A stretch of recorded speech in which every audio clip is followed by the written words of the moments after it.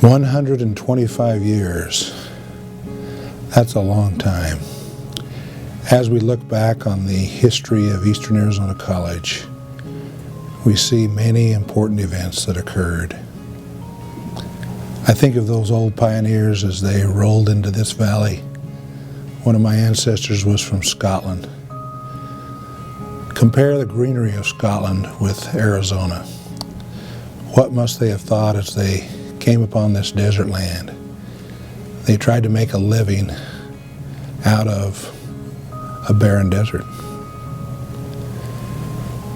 When they came here, even though they had to make a living, have food to eat, make shelter, one of the most important things to them was the education of their children. They started very small. They had to pay the teachers in vegetables and firewood. And now, 125 years later, I don't think those pioneers would imagine what we've got today. It's amazing. The college has had its challenges, closed for a short time because of an epidemic. It failed financially. They opened again though. They never quit. They never gave up. We have a memorial bell tower on this campus. It symbolizes a lot of the history that we have.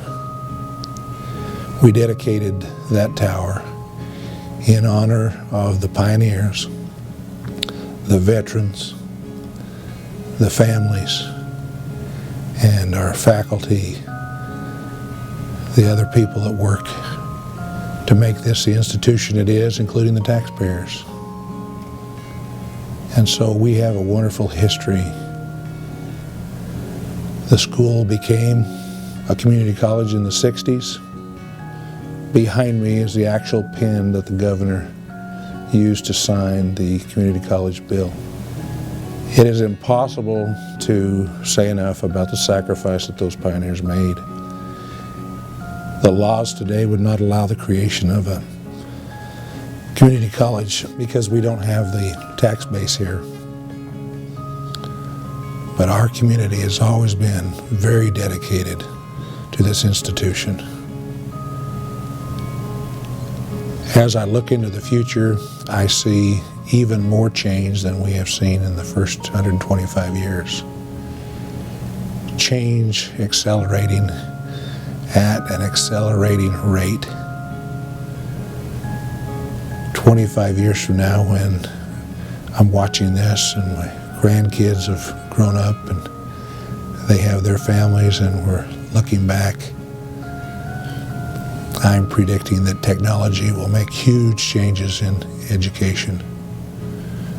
But one thing that will never change, and that is in our hands, the people, the dedication, and indeed the love that exists in our community and at this institution.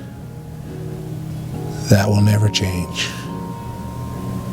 I remember the words of a board member. His name was Spencer Kimball, when it looked like the college was going to close at one time. He said, "The college should never close, never close, never close." He was emphatic about that. And that's exactly how we feel.